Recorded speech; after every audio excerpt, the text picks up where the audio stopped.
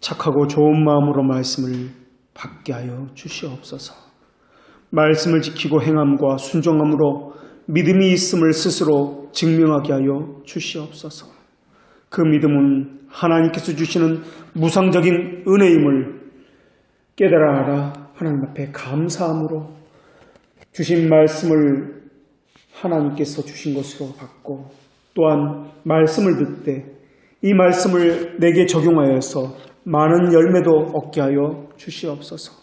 만국의 영광과 존귀를 가지고 오직 하나님만이 드러나기를 원하옵고, 사람의 말이 어느라고 말솜씨가 없을지라도 성령님께서 깨닫게 하시고 빛을 비추어 주시어서 책망의 말씀과 위로의 말씀을 듣게 하여 주시옵소서. 예수 그리스도의 이름으로 기도합니다. 아멘. 칭의는 예수 그리스도의 속죄 사역을 통해서 이루어집니다. 죄를 벌하지 아니하고 간구하신다는 그것을 사랑의 속성이라고 우리는 이야기하는데, 또 공이라는 하나님의 속성과 이것이 어떻게 함께 어울려지어야 하는가라는 것입니다. 사랑과 공의가 함께 어울려져서 나타나는 것이 바로 화목제물입니다. 그래서 어떤 신학자는 구약과 신약이 만나는 바로 그 장소가, 그 단어가 화목제물이다라고 그렇게 이야기합니다. 우리 주님께서는 피를 흘려서 화목제물이 되어 주셨습니다. 이 화목제물에서 하나님의 사랑과 공의가 조화를 이루게 되었고, 하나님의 선하심과 거룩하심이 만나게 되었습니다. 그리고 이것은 하나님의 의가 되었습니다. 이렇게 하나님께서 하나님의 의가 되었다고 말씀하신 그 이유에 대해서 하나님은 골로새 교회에 보내는 편지에서 이렇게 말씀하셨습니다. 이제는 그의 육체의 죽음으로 말미암아 화목하게 하사 너희를 거룩하고 흠없고 책망할 것이 없는 자로 그 앞에 세우고자 하셨으니 라고 말입니다. 예수님을 화목제물로 세우신 이유가 우리를 거룩하고 흠이 없고 책망할 것이 없는 자로 세우기 위해서였다라는 것입니다. 그래서 주를 향해서 소망을 가진 자는 그분의 깨끗하심과 같이 자기를 깨끗하게 하고 있습니다. 또 그분이 의로우신 분임을 알고 믿는 자들은 그분에게서 난 자이기 때문에 의를 행합니다. 그래서 진리가 진실하다는 것은 우리의 삶으로서 증명되어야 하는 것입니다. 진리는 지식으로서가 아닙니다. 그 전 과정을 통해서 우리의 삶에서 그것이 진리임이 나타내져야 하는 것입니다. 물론 진리는 그 자체로 진리입니다. 그러나 신자는 자신의 삶으로서 그 진리가 진리임을 나타내도록 부르심을 받은 사람이라는 것입니다. 그래서 신자의 목표는 진리를 자신의 삶으로서 나타내도록 하는 삶을 살게 되어 있습니다. 그것이 되지 않으면 진리는 거짓이라고 늘 손가락질을 받게 되어 있습니다.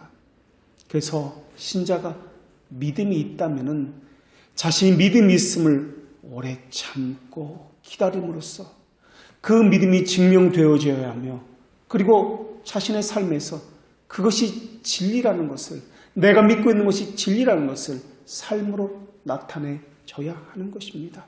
그래서 오늘 본문 말씀을 우리에게 적용해 본다면 화목해하는 직책이 우리에게 주어졌다라고 말씀드릴 수 있습니다. 하나님께서는 이렇게 말씀하셨습니다. 모든 것이 하나님께로부터 났으며 그가 그리스도로 말미암아 우리를 자기와 화목하게 하시고 또 우리에게 화목하게 하는 직분을 주셨으니 라고 말입니다. 결국 하나님께서 그리스도를 화목제물로 세우신 것은 두 가지입니다.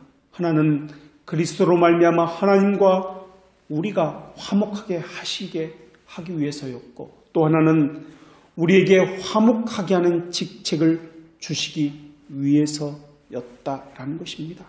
자, 그렇다면 화목은 과연 어떤 의미를 가지고 있는가 하는 것입니다.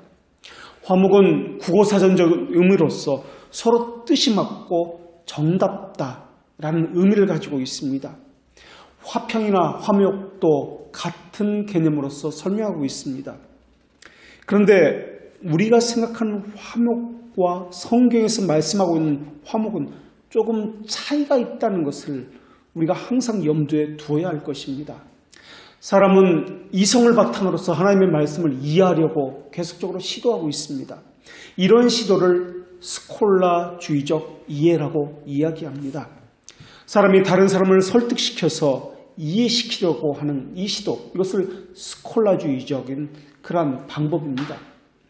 그래서 사람들은 자기 이성에 맞지 않으면, 내가 이해가 되지 않으면 그것을 믿을 수가 없다라고 이야기합니다. 또 사람의 이성에 맞추어서 이해하기 쉽도록 그렇게 설명하고 있습니다. 그래서 이해하기 쉽지가 않으면 문턱을 낮추어서 사람에게 사람의 이성에 맞추고 있습니다. 사람에게 맞추는 것입니다. 이것이 스콜라주의인데, 스콜라주의의 아버지는 안셀무스라는 사람입니다. 이 사람은 그리스도의 십자가를 통해서 우리가 구원받았다고 말을 합니다. 이 말을 들으면 대부분의 사람들은 무엇이 문제 있는가라고 어린둥절할 것입니다. 우리가 십자가를 통해서 구원받은 거 아닌가? 그건 당연하다고 생각할 것입니다. 복음 선거에도 보혈을 지나 하나님 품으로 라는 그런 노래도 있지 않습니까? 사람들은 그 노래를 들으면 눈물을 흘리고 은혜 받았다고 이야기하는데 그건 맞다고 생각합니다. 그런데 이 스콜라주의를 무너뜨리고 코페르니쿠스적 사고의 전환을 가져온 사람이 있는데 그 사람은 둔스 스코투스라는 사람입니다. 이 사람은 모든 사고를 사람에게서 돌이켜서 하나님께 되돌립니다. 칼빈도 구속에 있어서 이 스코투스의 견해를 따르고 있습니다. 믿음은 이해시키려고 하는 것이 아니라 설명할 뿐입니다. 신앙은 이해해서 믿는 것이 아니라 믿음으로 믿어지게 되어 있다라는 것입니다. 하나님을 체험하여 알면 알수록 믿음으로 점점 이해하는 것들이 늘어나게 될 것입니다. 던스 스코투스는 우리가 그리스도의 공로를 다룰 때 그분 안에서 시작해서는 안 되고 제일 원인이신 하나님의 예정과 선택으로부터 시작하라고 그렇게 이야기하고 있습니다. 이 말은 구속을 십자가에서 찾아서는 안 되고 창세전에 하나님께서 예정하심과 그 사랑에서 찾아야 한다는 말입니다. 우리를 구원하신 것도 십자가 때문이 아니고 하나님의 기쁘신 뜻에 있다는 것입니다. 죄를 용서하신 원인도 우리가 믿기 때문이 아니라 하나님의 사랑 때문이다라는 것입니다. 십자가의 그 사건은 단지 드러난 원인이기 때문에 칼빈은 이것을 형식적 원인이다라고 이야기합니다. 오히려 구속의 근원적인 원인은 이 형식적인 원인인 십자가에 있는 것이 아니라 하나님의 사랑에 있다라는 것입니다. 하나님은 우리를 향한 그 장애물을 제거하기 위해서 그리스도 안에서 화해라는 형식을 가지고 우리에게 나타내 보이셨습니다.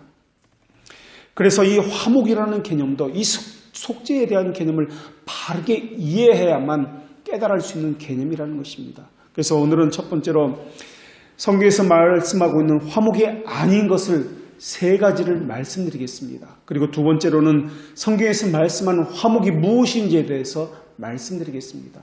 그리고 세 번째로는 하나님께서는 우리에게 화목케 하는 직책을 부여해 주셨는데 그렇다면 우리는 어떻게 살아야 하는가를 말씀드리겠습니다. 우선 첫 번째로 성경에서 말씀하는 화목이 아닌 세 가지 것을 말씀드리겠습니다.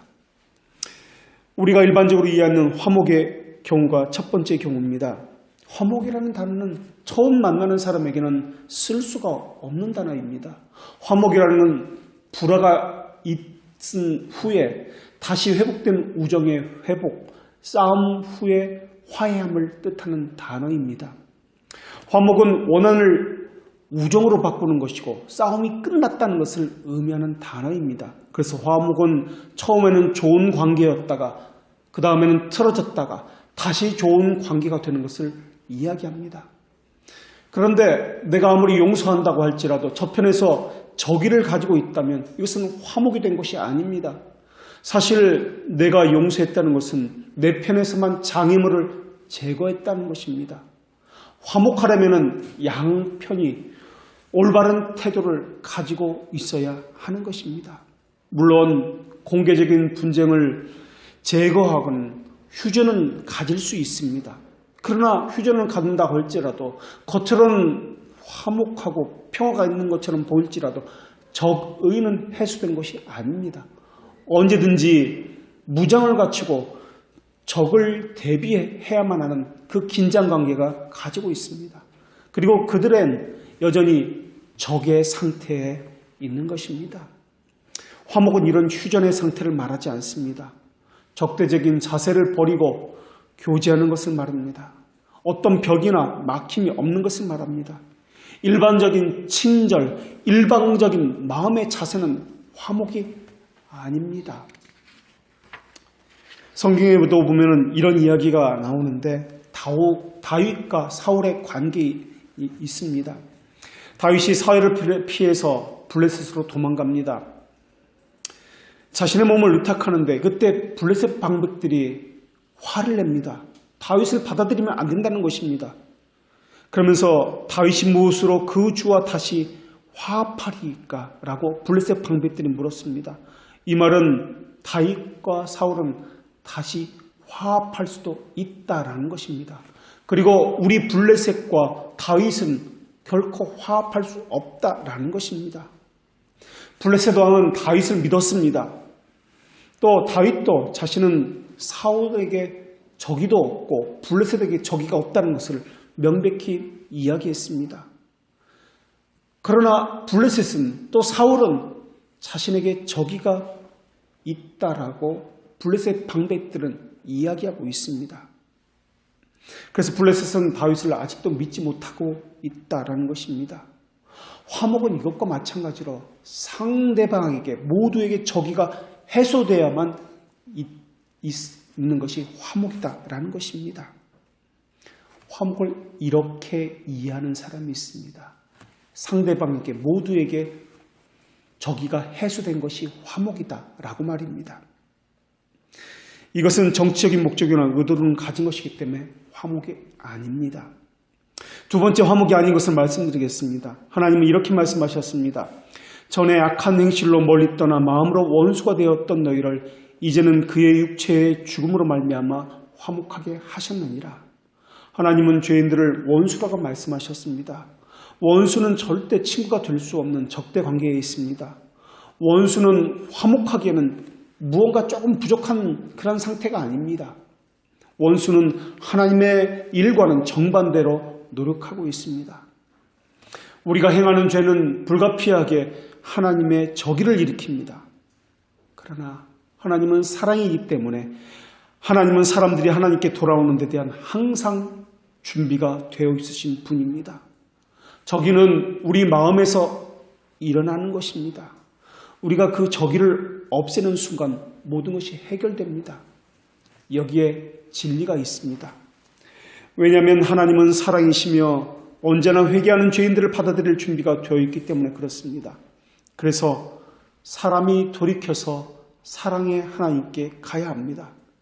그런데 사람이 죄로 인해서 타락해서 하나님께 갈 수 없기 때문에 하나님께서는 예수 그리스도를 보내셔서 화목제물이 되게 하셔서 사람이 하나님께 갈 수 있게 하신 것입니다.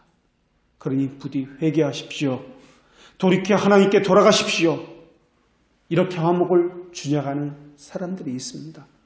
이 주장 역시 성경에서 말하는 화목이 아닙니다. 세 번째로 화목을 이렇게 말하는 사람들도 있습니다. 성경은 한 사람이 모든 사람을 대신하여 죽었은즉 모든 사람이 죽은 것이라고 말씀합니다. 한 사람의 죽음과 모든 사람의 죽음을 말씀하신 것은 하나님께서 죄의 용서를 말씀하신 방법에 대해서도 말씀하신 것이지만 하나님이 죄에 대해서 어떤 저기를 가지셨는지도 보여주고 있는 말씀입니다. 그래서 사람이 용서받으려면 이 저기에 대해서 반드시 어떤 일을 행해야만 할 것입니다. 인간이 관심 갖지 않는 그 요구를 하나님께서 계속 요구하신다면 하나님과 인간은 결코 화목할 수가 없습니다. 계속 저기를 가지고 있을 것입니다. 화목은 죄로 야기된 현실을 계속해서 만들고 있습니다. 그래서 불안하게 하고 다툼이 있고 저기를 가지고 있는 것, 이것이 그들 가운데 있는 현실입니다. 그러나 싸움 뒤에 다시가 친구가 되는 일은 충분히 있을 것입니다. 어떤 사람이 한 친구와 다툼이 있다고 생각해 봅시다. 감정이 격렬해졌을 때 욕설이 오가고 격앙된 말이 오갈 것입니다. 우정은 손상받을 것입니다. 그러나 며칠이 지난 후에 냉정함을 되찾고 나서 내가 잘못했구나. 그 친구와 내가 화해해야 되지. 그 다음에 어떻게 해야 되는 것입니까? 그 친구를 찾아가 미안하다고 말하게 될 것입니다. 할 수 있는 한 그 친구와 적대감을 해소시키기 위해서 노력할 것입니다. 그리고 둘 사이에 있는 장애를 제거하게 될 것입니다. 어떤 행동이 필요하다면 그 행동을 취하게 될 것입니다. 편지를 써서 해결할 수 있다면 편지를 쓸 것입니다. 또 돈을 지불해서 해결해야 될 문제였다면 돈을 지불할 것입니다. 그리고 문제의 근본적인 원인을 제거하려고 할 것입니다. 이것과 마찬가지로 하나님과 우리 사이도 동일합니다. 하나님은 분노를 일으키셨고 하나님과 사람 사이의 좋은 관계에 장벽이 되는 것은 언제나 죄가 있기 때문에 그렇습니다. 화목이 이루어지려면 그 근본적인 장벽을 제거해야 됩니다.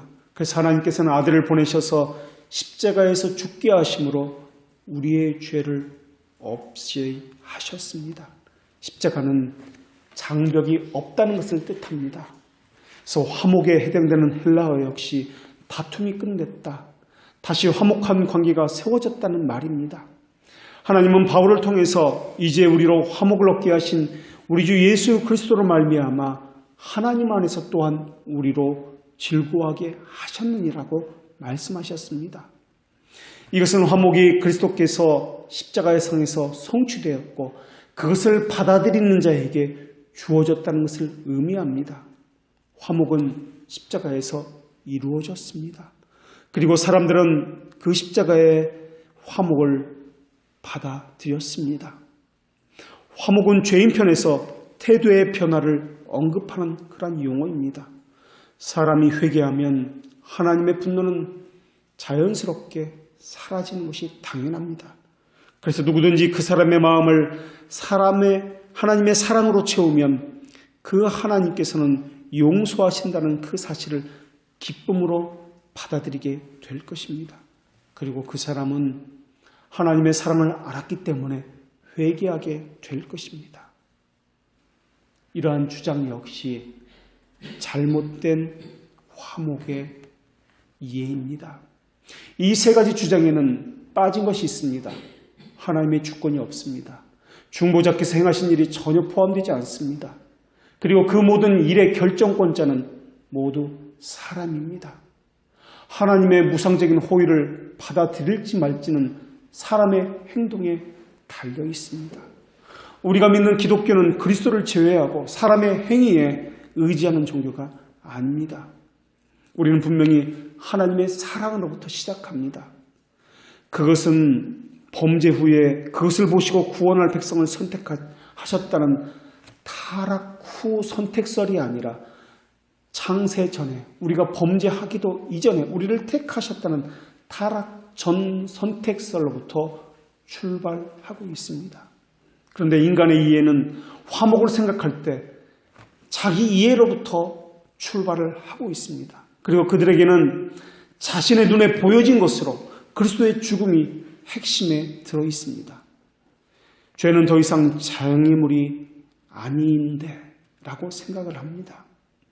그것을 받아들일지 결정권자는 자기에게 있습니다. 그래서 이들에게 중요한 것은 자신들의 태도가 바뀌는 것입니다. 그것으로 화목을 이해합니다. 그러나 화목을 가져온 것은 사람의 태도 때문에 온 것이 아니라 사람과는 전혀 상관없이 오직 삼위 하나님께서 하신 일로 인해서 화목이 우리에게 주어진 것입니다. 그 사랑이 드러난 것이 예수 그리스도께서 이 땅에 오심이고 그 십자가를 통해서 우리에게 보여줬다는 것뿐입니다. 그것은 단지 드러난 것뿐이지 궁극적인 이유는 그것이 아닙니다. 그렇다면 두 번째로 성경에서 말하고자 하는 화목이 무엇인가 하는 것입니다. 성경에서 화목제라는 것은 평화의 제사, 안녕의 제사라고 그렇게 이야기합니다. 이것을 다른 말로는 샬롬의 제사라고 그렇게 이야기합니다. 화목은 히브리어로 샬롬이란 의미를 지니고 있습니다. 신약 성경에서는 화평케 함이라는 말로 표현하고 있습니다. 이에 대해서 말씀하고 있는 것은 에베소 2장입니다. 에베소 2장에는 두 가지 불화를 전제로 하고 있습니다. 하나님과 인간 사이, 유대인과 이방인 사이에 불화가 전제되어 있습니다. 하나님은 바울을 통해서 에베소 2장 12절에서 이방인들은 그리스도 밖에 있었고 이스라엘 나라 밖의 사람이라 약속의 언약들에 대해서 외인이요 세상에서 소망이 없고 하나님 없는 자라고 그렇게 말씀하고 있습니다. 그런데 이제는 전에 멀리 있던 너희가 그리스도 예수 안에서 그리스도의 피로 가까워졌다고 말씀하고 있습니다. 그 다음에 하신 말씀이 무엇이냐면 그는 우리의 화평이신지라 라고 말씀하고 있습니다. 여기서 화평이라는 단어가 나오는데 이 단어는 에이레느라는 단어인데 이 단어가 구약에서 샬롬에서 나온 그런 말입니다. 예수님 때문에 화평하게 되었다라는 것입니다. 화평은 성경에서 중요한 개념입니다. 그런데 성경의 화평은 우리가 생각하는 현대적인 개념과는 다른 의미를 가지고 있습니다. 우리가 생각하는 화평이라는 단어는, 평화라는 단어는 전쟁이나 싸움이나 어떤 소요가 없는 것을 이야기합니다. 우리가 분쟁이 없다면 우리는 화평하다라고 이야기합니다. 평화나 화평을 굳이 구별해 본다면 평화라는 단어는 전쟁에 반대되는 개념으로 사용되는 단어가 평화라는 단어이고 화평이라는 것은 가정이나 이웃과의 관계를 설명할 때 사용되는 단어입니다. 평안이라는 단어는 내적인 상태를 일컫말 때 사용하는 단어입니다. 평강이라는 단어는 평안이라는 단어와 같은 의미로서 사용되고 있습니다. 그런데 이 화목이라는 단어는 평안, 평강, 화평, 평화 이 모든 의미를 다 함께 담고 있는 단어입니다. 신약에서 화평의 개념은 구약에서 가졌는데 구약에서 샬롬이라는 단어에서 가졌습니다. 샬롬이라는 이 단어는 부정적인 용어가 아닙니다. 긍정의 의미를 가지고 있습니다. 우리는 화목이나 평화를 전쟁이나 불화가 없다는 의미로 사용하고 있습니다만 성경에서는 화평이라는 것을 전쟁이나 싸움, 어떤 것의 부재를 뜻하지 않습니다. 어떤 것이 있음을 뜻하는 말로서 사용하고 있습니다. 샬롬은 완전함의 상태입니다. 풍성함의 상태, 온전함의 상태, 행복의 완성의 상태를 이야기합니다. 샬롬은 삶의 모든 것에 균형이 잡혀서 좋은 것으로 가득 차 있는 그 상태, 좋은 것이 조금도 부족하지 않는 그 상태, 그 상태로 영원한 것, 이것을 이야기합니다. 완전하여 항상 넘치는 상태가 샬롬입니다. 우리가 강독선에서도 여호와는 그 얼굴을 내게로 향하여 드사 평강 주시길 원하노라 라고 그렇게 이야기합니다. 평강 주신다는 말이 바로 샬롬인데 전쟁이 없다, 싸움이나 불화에 휘말려 들지 않기를 바랍니다 라는 말이 아니라 하나님의 풍성함과 완전함이 너한테 확 쏟아부어서 항상 머물기를 원합니다 라는 그런 뜻입니다. 더구나 하나님의 얼굴을 들어서 표현하고 있습니다. 이제는 하나님께서 하나님의 얼굴을 내게서 돌리지 아니하고 외면하지 아니하고 하나님의 눈을 당신한테 고정시켜서 호의를 가지고 늘 바라보면서 그 샬롬이 늘 당신에게 있기를 원합니다. 라는 그런 의미를 가지고 있습니다. 하나님과 함께 꽉 찬 만족, 충만함, 흡족함, 완전함을 호흡하고 있는 그 상태, 그것이 평강이며 화목의 상태입니다. 이 말은 우리가 살고 있는 이 세상과 얼마나 대조가 되는지 모릅니다. 공허한 인생을 채우기 위해서 우리는 애를 쓰고 돌진하고 있습니다. 새로운 경험을 하기 위해서 최근에 나온 즐거움을 찾아다니라고 끊임없이 애를 쓰고 있습니다. 참된 자아를 찾느라고 자신을 깊이 탐사할 시간도 없습니다. 시간과 돈을 투자해서 자신을 완전하게 해주고 만족할 것을 추구하느라고 여념이 없습니다. 더 좋은 것을 찾기 위해서, 더 좋은 위로를 얻기 위해서, 더 좋은 것을 갖기 위해서 힘을 쏟고 있습니다. 이것은 화목의 상태가 아닙니다. 그런데 하나님은 그리스도 안에서 참되고 변하지 아니하며 경건한 것을 발견할 수 있다고 말씀하셨습니다. 하나님의 평강, 그 모든 것에 충분한 샬롬이 예수 그리스도 안에 있다는 것입니다. 하나님 모든 지각이 뛰어난 하나님의 평강이신 예수 그리스도라고 말씀합니다. 그리고 동시에 그리스도께서 우리의 평강이다, 화평이다라고 말씀하고 있습니다. 완전함, 온전함, 충분함이 그분 안에 있다라는 것입니다. 우리는 하나님에게서 소화되어 있으나 그리스도께서 우리를 예수 그리스도 안에서 하나님과 하나가 되게 하셨습니다. 하나님께서는 또 이렇게 말씀하셨습니다.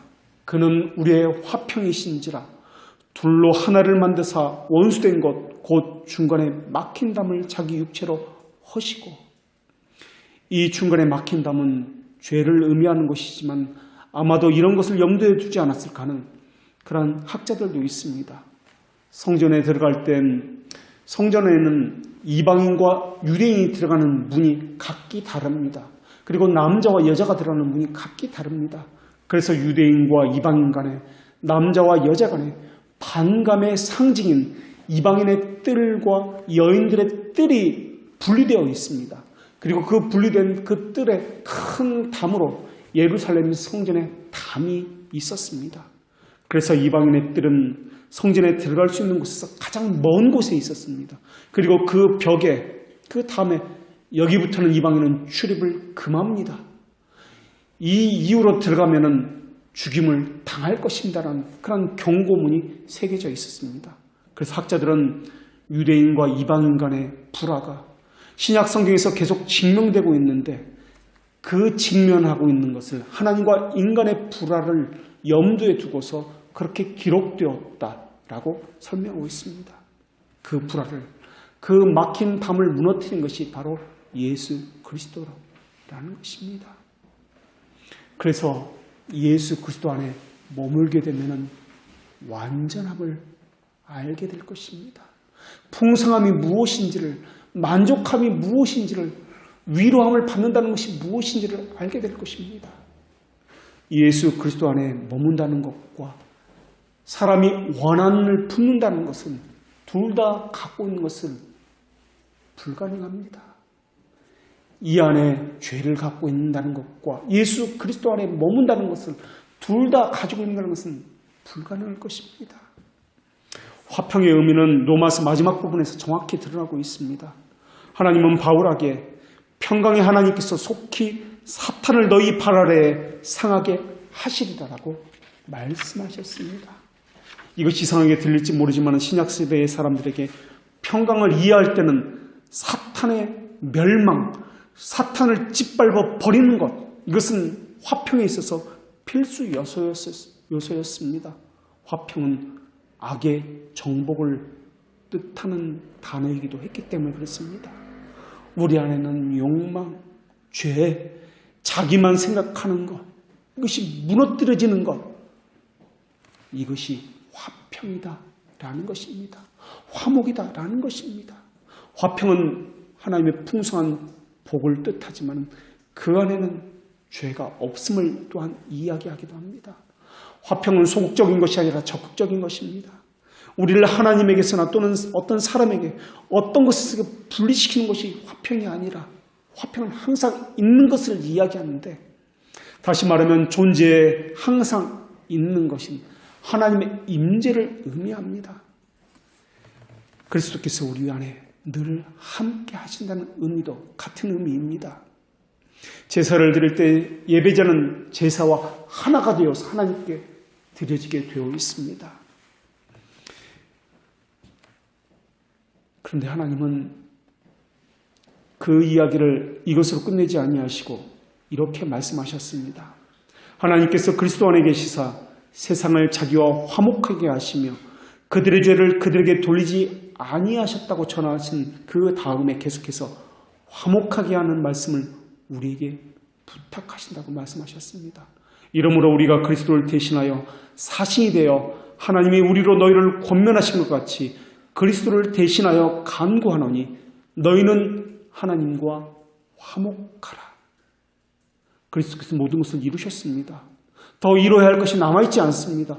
그런데 여전히 이루어야 할 것이 남아있는 것처럼 그렇게 말씀하십니다. 아니, 우리가 하나님과 화목하라니요. 이것은 무슨 말씀이십니까? 이미 하나님은 화목하라고, 화목했다라고 말씀하지 않으셨습니까? 그런데 하나님과 화목하라고요. 이것은 무슨 말씀인지 이해가 되지 않습니다. 그렇다면 하나님과 화목하라는 이 말씀은 무슨 말씀일까요? 인간은 구원을 얻도록 선택되었지만은 아무나 구원으로 이끌려가지 않습니다. 구원받기로 작정된 사람만이, 택함받은 백성만이 화목으로 들어갈 수 있습니다.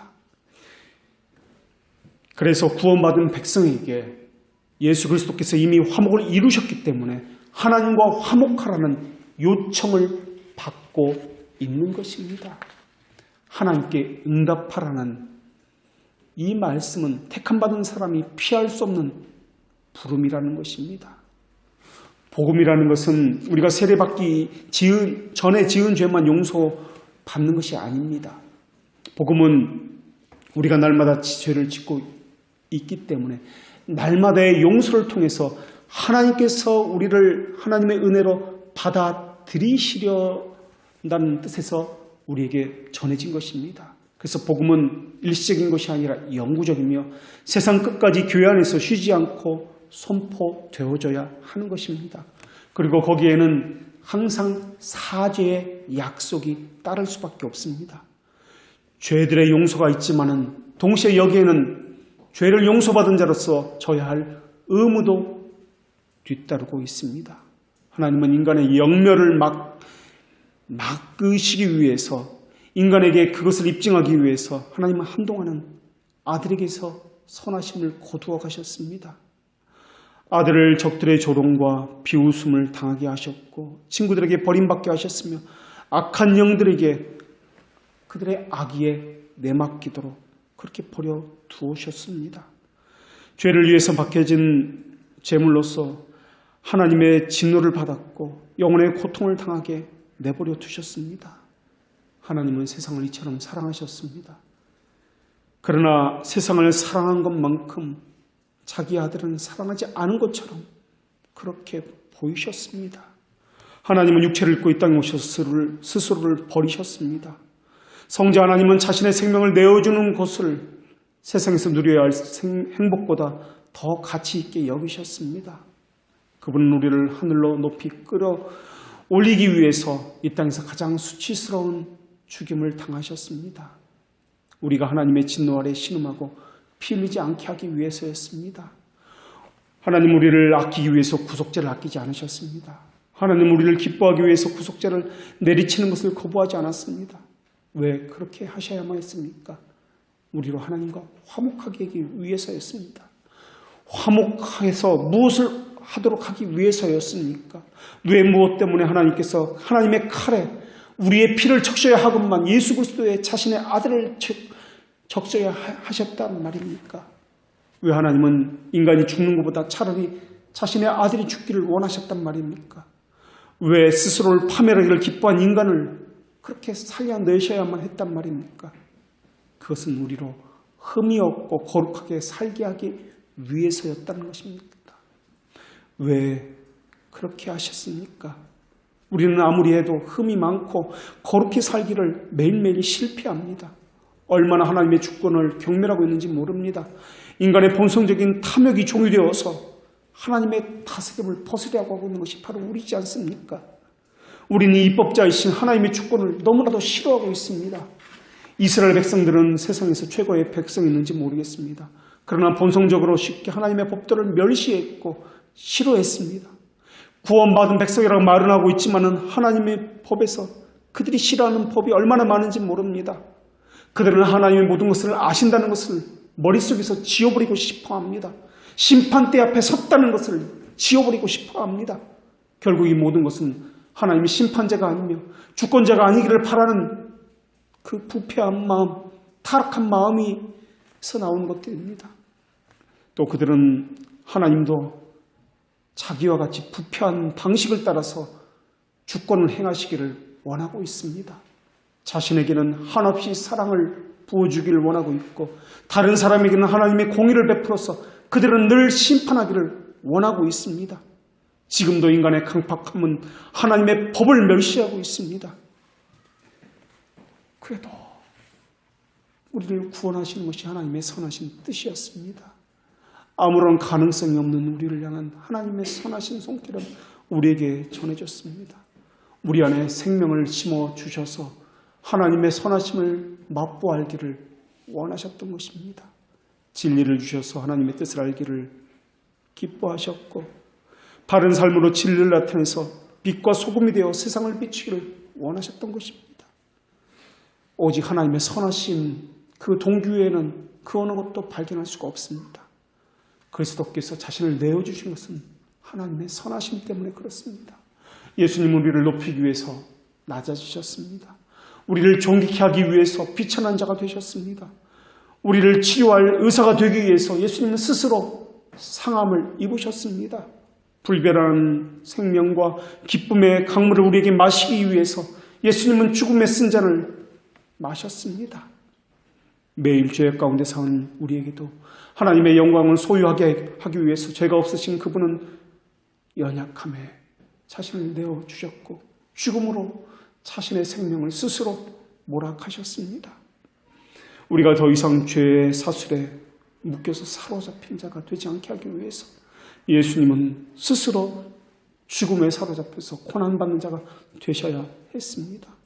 우리에게 있는 배설물과 찌꺼기를 깨끗이 제거하기 위해서 예수님은 진노의 불을 통과하셨고 하늘의 영광에 땅의 더러운 구더기를 위해서 주어지게 하셨고 하나님의 광대한 부요함을 추악한 인간을 사기 위해서 갑으로 치러지게 하신 것입니다. 그것으로 이제는 하나님과 화목하게 하였고 우리 안에 성령님이 거하게 만드신 것입니다. 그래서 새로운 피조물이라고 불리도록 하신 것입니다. 그래서 신자는 예수 그리스도 안에서 영원전에 택함을 받았기 때문에 예수 그리스도 안에서 화목의 직체를 부여받게 된 것입니다. 성령님의 효과적인 부르심에 의해서 그들은 늘 자신의 무가치함과 죄악됨을 늘 깨닫습니다. 성령님의 위대한 직무는 그리스도를 가장 영화롭게 하는 직무를 가졌습니다. 그래서 신자가 하나님을 가장 영화롭게 하는 방법은 그리스도와 연합하는 것입니다. 그래서 예수 그리스도의 의로움을 나타내는 삶을 사는 것입니다. 그래서 중생하여서 거듭난 신자라면 진리가 그 안에 있기 때문에 성령님과 연합하여 함께하기 때문에 자신의 삶을 통해서 진리를 나타나게 되어 있습니다. 그들은 육적인 허영심을 버립니다. 매일 솟아나는 모든 악한 감정을 방치하는 것이 아니라 오직 하나님의 형상을 더욱 닮아가려고 할 것이며 그들은 하나님의 자녀이기 때문에 더더욱 하나님의 알기를 갈망하게 될 것입니다. 그들은 천국의 상속자이기 때문에 예수 그리스도의 기업무르기를 할 것입니다. 그리고 흠과 점도 없이 자신을 빚어 갈 것입니다. 자신 안에 사소한 추악함이나 더러운 것이 있지 않도록 살필 것이며 날마다 그것을 죽이려고 할 것입니다. 사악한 것이 주는 달콤함을 먹으려 하지 않을 것입니다. 그 그것이 그 사람 안에 성령님께서 계시다는 표시이며 그것이 중생한 사람이라는 증거이며 그것이 그 사람에게 믿음이 있다는 표징이 될 것입니다. 그들은 하나님 앞에 의롭다함을 얻은 자로서 표징을 가졌습니다. 그 표징은 자신을 살펴 죄를 혐오하는 것이며 의를 열렬히 사모하는 것으로 나타나게 될 것입니다.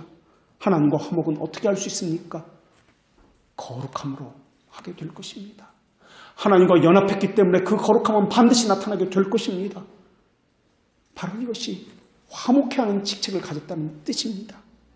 그들은 진리를 아는 것과 진리를 행하는 것을 구분하려고 하지 않을 것입니다. 그래서 진리를 알기 때문에 진리를 삶으로 나타내 보일 것입니다. 화목은 꺼리낌 없이 하나님과 하나가 되는 연합을 의미합니다. 그래서 신자는 하나님의 형상을 가졌기 때문에 그분의 성품으로 살아가게 될 것입니다. 그것이 바로 하나님과 화목하라라는 직책을 우리에게 부여받았다는 뜻입니다. 그렇다면 묻겠습니다. 여러분은 진리의 기둥이라면, 여러분이 거듭난 자라면 그 배운 진리를 어떻게 행함으로써 그것이 진리라는 것을, 여러분이 중생한 자라는 것을, 여러분이 믿음이 가졌다는 것을 어떻게 나타내고 계십니까? 그 대답은 하나님 앞에서 각자가 해야 할 것입니다. 기도하겠습니다. 하나님, 말씀을 듣고 행하는 자들이 주님의 가족이라 하셨사오니 믿음의 증거를 내가 가진 것을 행함으로써 나타내 보이게 하여 주시옵고 세마포 옷을 입은 성도들의 옳은 행실로 드러나게 하여 주시옵소서. 하나님의 말씀이 다 응하게 하여 주시옵고 죄를 죽이는 것과 의를 열렬히 사랑하여 행하는 것으로 우리가 거듭났다는 것과 내 안에 믿음이 있다는 것과 하나님을 사랑한다는 것과 말씀에 순종한다는 것과 말씀을 사랑한다는 것을 나타내 보이게 하여 주시옵소서. 예수 그리스도의 이름으로 기도합니다. 아멘.